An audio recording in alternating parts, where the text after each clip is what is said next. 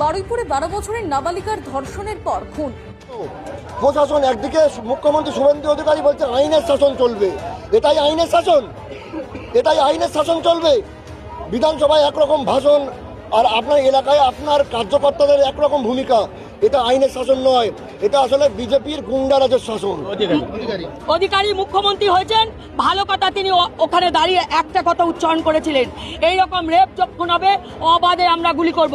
আমরা দু চোখ ভরে দেখতে চাই যারা এই রেপটিস্ট তাদেরকে অবাধে গুলি করুক, এটাই আমাদের আবেদন।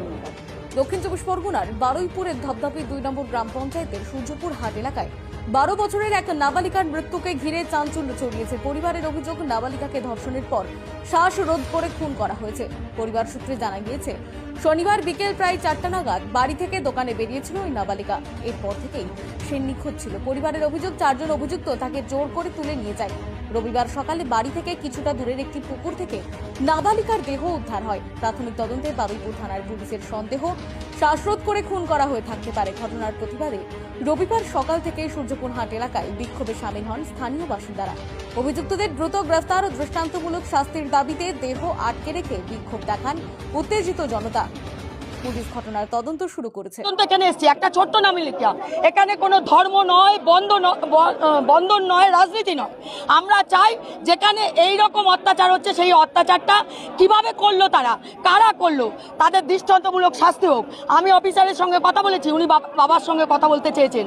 আমরা বলতে চেয়েছি যে আগে অফিসারের সঙ্গে কথা হলো, উনি বলেছেন হ্যাঁ আমরা এটা দেখব, কিন্তু ওনাকে দাঁড়িয়ে মাইকের সামনে বলে যেতে হবে যে আমি 2 ঘন্টা 4 ঘন্টা সময় নিচ্ছি, এই সময়ের মধ্যে সমস্ত অপরাধীদের ধরবো। আমি বলতে চাইছি না কেন তারা 2 জন ছেড়ে দিয়েছে, কারা ছাড়লো তার শাস্তির দাবি লায়েক করেছে, কিন্তু যারা এদেরকে তুলতে পারবে, যে 2 জন থাক, 3 জন থাক, 4 জন থাক, যারা অপরাধী তাদেরকে ধরুক।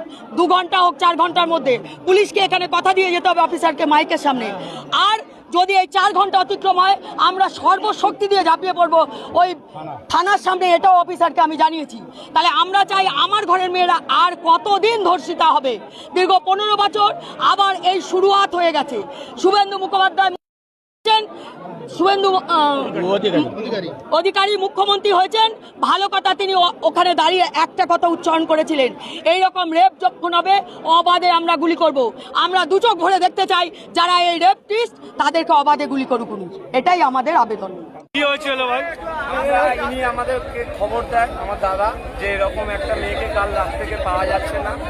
সেই জন্য আমরা এগুলো পুরো মিডিয়াতে দিই, আমাদের ফেসবুক মাধ্যমে। পরে সকালে খোঁজা যায় যে মেয়েটার খোঁজ চলছে, কারা কারা করেছে, ধরা পড়েছে।